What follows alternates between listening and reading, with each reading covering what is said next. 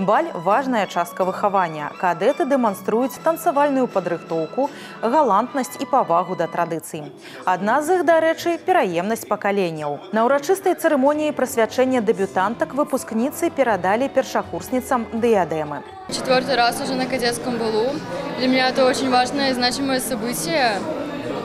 И подготовка к нему подходит очень ответственно.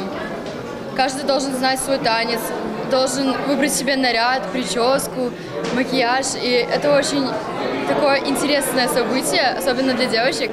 Для молодого современного человека и особенно будущего офицера очень важно владеть классическим танцем.